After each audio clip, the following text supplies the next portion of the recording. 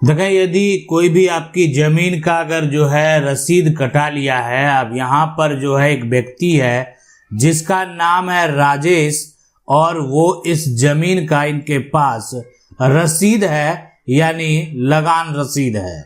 अब ये आप पढ़े होंगे न्यूज, यानी कि महज सुप्रीम कोर्ट ने एक फैसले में स्टेटमेंट दिया, कहा कि महज दाखिल खारिज से संपत्ति पर मालिकाना हक नहीं मिलता।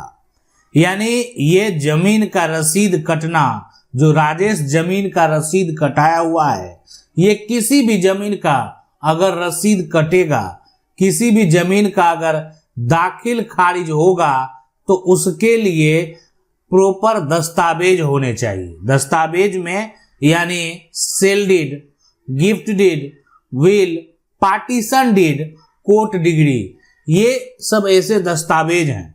यानी कोई भी व्यक्ति अगर दाखिल खारिज कराएगा ना जमीन का, तो उसके पास, यानी सबसे पहला ये समझ लें, अब राजेश इस जमीन का दाखिल खारिज करा लिया तो राजेश के पास क्या होना चाहिए? हो सकता है कि सेल डीड हो, ठीक है, सेल डीड हो। अब यानी राजेश के पास अगर सेल डीड है, इसी को बोलते हैं जमीन का केवाला, है ना, इसी को बोलते हैं जमीन की रजिस्ट्री।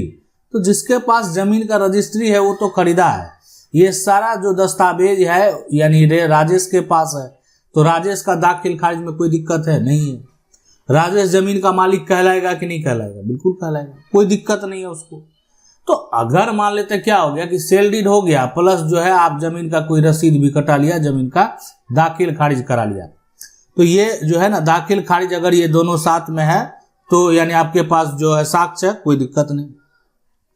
लेकिन महज दाखिल खारिज मतलब क्या हो गया कि कुछ ऐसा भी लोग है जो कि बिना कागजात का ही दाखिल खारिज करा लेता, अपना नाम दर्ज करा लेता है। अब ऐसे जो लोग हैं जो बिना कागजात के जमीन का दाखिल खारिज करा लिए हैं, उनका कानूनी तौर पर मान्यता नहीं। और ये सुप्रीम कोर्ट का फैसला कहता, सुप्रीम कोर्ट का जजमेंट कहता। हम ये जजमेंट भी बताएंगे। आपके मन में अगर ये सवाल चल रहा होगा कि हमें ये फैसला जानना, ये जजमेंट जानना, कहाँ का विवाद है, केस नंबर क्या है, वो भी हम आपको बताएंगे, ठीक है। लेकिन जो है आप हमारा जो प्लेलिस्ट है उसमें जाकर जजमेंट में जो है वो देखेंगे, तो यानी बता देंगे कि क्या क्या प्रोसेस है, कैसे क्या आपको देखना है। तो लेकिन ये अभी यहाँ पर वर्तमान में अगर किसी के पास जमीन का केवाला है और वो दाखिल खारिज करा लिया है, कोई दिक्कत नहीं, लेकिन महज दाखिल खारिज नहीं होना चाहिए। दूसरा दस्तावेज है वो है गिफ्ट डीड, यानी गिफ्ट जो है, अगर गिफ्ट डीड किसी के पास है तो कोई दिक्कत नहीं होगा। यानी इनको जो प्रॉपर्टी है, इनको जो संपत्ति है, वो अगर दान में मिला हुआ, कोई दिक्कत नहीं, कोई समस्या नहीं, गिफ्ट डीड मौजूद है तो। अब है कि गिफ्ट डीड के आधार पर, यानी ये जो गिफ्ट डीड है ना, इसी के आधार पर क्या हुआ, जमीन का यहाँ पर दाखिल खारिज जो है वो हुआ है, कोई समस्या नहीं, कोई दिक्कत नहीं। जो गिफ्ट डीड है उसी के आधार पर क्या हुआ, जमीन का म्यूटेशन हो गया, दाखिल खारिज हो गया। तो इसलिए यहाँ पर जो है दान में मिला हुआ संपत्ति है, प्रॉपर्टी है, कोई समस्या नहीं। अब इसके बाद जो है ये दूसरा यानी हो गया तीसरा, अगर किसी के पास वसीयत है तो वसीयत के आधार पर वो क्या किया, वसीयत उसको मिला और वसीयत को जो है दावा करके वसीयत के आधार पर वो जमीन का क्या करवा लिया, दाखिल खारिज करवा लिया, ठीक है। कोई भी ऐसा है कि जो वसीयत है, वसीयत के आधार पर जो राजेश है वो दाखिल खारिज करवा लिया, तो क्या दिक्कत है? दाखिल खारिज जो होना है वो ऐसा दस्तावेज होना चाहिए जिससे दाखिल खारिज संभव है। तो लेकिन है कि सिर्फ दाखिल खारिज नहीं, मतलब कल को आप कहेंगे मेरे पास जमीन का म्यूटेशन है, हम जमीन के मालिक है, मेरा रसीद कट रहा है, इसका रसीद कहाँ कट रहा है? अरे उसका रसीद नहीं कट रहा, उसके पास कागजात ऐसा है जो आपके पास मौजूद नहीं है, आप सिर्फ जमीन का दाखिल खारिज कराकर बैठे हुए। तो अगर आप सिर्फ जमीन का दाखिल खारिज कराकर बैठे हुए हैं, कोई साक्ष्य नहीं, कोई प्रूफ नहीं, आपको भी नहीं पता कि हमारा जमीन का दाखिल खारिज कैसे हो गया, तो सुप्रीम कोर्ट का ये जजमेंट कहता है, सुप्रीम कोर्ट का ये फैसला कहता है, सुप्रीम कोर्ट ने कहा कि राजस्व रिकॉर्ड में जो है एक तरह से अपना नाम को दर्ज करवाने से कोई जमीन का मालिक नहीं बन जाता। तो एक तो गिफ्ट डीड हो गया, वसीयत जो है, वसीयत के आधार पर भी लोग दाखिल खारिज करवाते हैं। इसके बाद चौथा जो दस्तावेज है, यानी ये चौथा दस्तावेज है वो है पार्टीशन डीड। यानी पार्टीशन डीड होता है, यानी जो आप आपस में जमीन का बंटवारा करते हैं, है ना, तो बंटवारा का वो कागजात बनता है, पार्टीशन का कागजात बनता है। तो इसमें क्या है, जितना जमीन का उत्तराधिकारी है ना, सबका अलग अलग जो है जमीन का रसीद कटने लगता है। ठीक है, कहने का मतलब एक राजेश कटा लिया तो राजेश का भाई जो मनोज है, मनोज भी कटा लिया, तो ये सभी है। उसके बाद यहाँ पर जो है प्रमोद है, प्रमोद भी कटा लिया। तो ये सभी लोग कौन है? हकदार है, हिस्सेदार है। ठीक है, तो आपस में ये पार्टीशन की अपनी प्रॉपर्टी, दादा परदादा का जो संपत्ति है, पूर्वज का जो जमीन जायदाद है, उसको पार्टीशन कर लिए। और पार्टीशन करके सभी ने क्या किया? अलग अलग दस्तावेज तैयार कर लिया। तो पार्टीशन डीड के आधार पर सभी लोगों ने अपनी प्रॉपर्टी को अलग अलग जो है करके दाखिल खारिज करवा लिया। ये भी कोई दिक्कत नहीं, ऐसा भी अगर कोई करता है ना, कोई भी समस्या उत्पन्न नहीं होगा, ऐसा भी करता है तो। लेकिन सबसे बड़ा सवाल है कि देखें, ये भी कर लिया, कोई दिक्कत नहीं, कोई समस्या नहीं है, तो आखिरकार समस्या कहाँ है? समस्या ये है ना, कोई कागजात नहीं है और जमीन का दाखिल खारिज करा लिया है। तो सुप्रीम कोर्ट का कहना है कि कैसे कराए? अब ये जुगाड़ से करवा लिए। बहुत लोग क्या करते हैं कि जुगाड़ से करवा लिए और एक तरह से जाकर दूसरा, बहुत लोगों फर्जी कागजात से करवा लेते हैं, फर्जी कागजात बना लिए, फर्जी पार्टीशन डीड बना लिए। जो उसके बाद तीसरा जो है ना, ये बहुत लोगों का जो दाखिल खारिज करवाने का तरीका होता है कि उनका वो करवाए नहीं है, यानी वो एक तरह से राजस्व कर्मचारी के गलती से, राजस्व जो है यहाँ पर कर्मचारी की गलती से जो है नाम दर्ज हो गया है। ठीक है, तो अब देखें ये हो गया पूरा प्रक्रिया, राजस्व कर्मचारी का गलती है और गलती की वजह से जो है नाम दर्ज हो गया।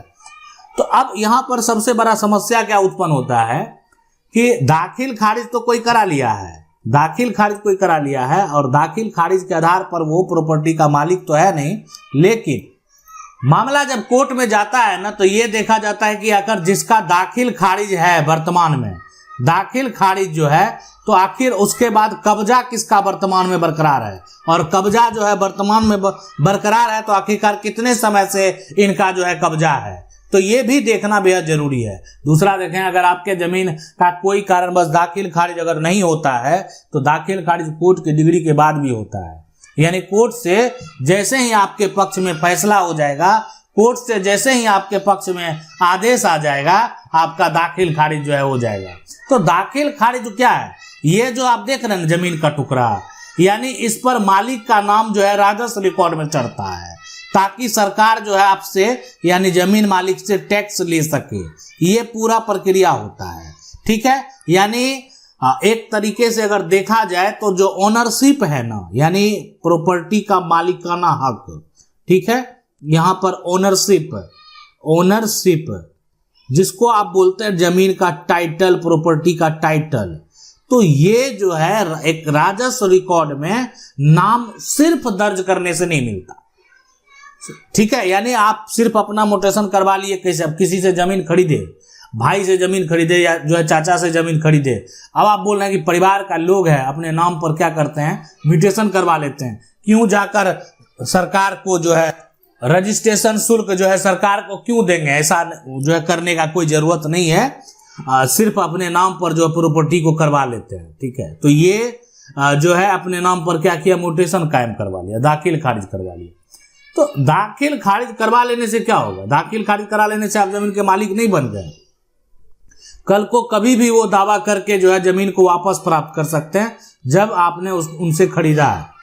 तो खरीदने के लिए लैंड का जो है यानी प्रॉपर्टी का रजिस्ट्री होना जरूरी है। आपके पास सेल्ड डीड जो है वो एक ऐसा साक्ष्य है कि आप प्रॉपर्टी को खरीदे हैं, और आपने सेल्ड डीड तैयार नहीं करवाया, सिर्फ डायरेक्ट जाकर क्या किया कि जमीन का जो है म्यूटेशन करवा लिया, सपोर्ट करवाकर म्यूटेशन करवा लिया कि ये जमीन हम खरीद लिया।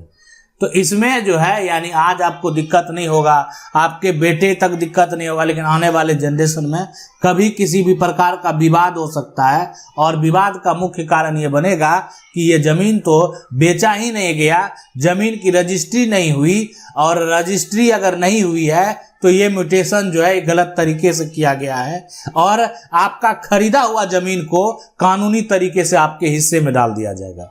ये सबसे बड़ा समस्या उत्पन्न होता है, और आज हो रहा है। बहुत सारे ऐसे लोग हैं जिनका जो पूर्वज जो है जमीन जो है अपने परिवार से ही खरीदे, लेकिन क्या किया हुआ कि पैसा दिए और जमीन का दाखिल खारिज करवा लिए, यानी पंचनामा पर जमीन लिखवा कर जमीन खरीदे हुए हैं।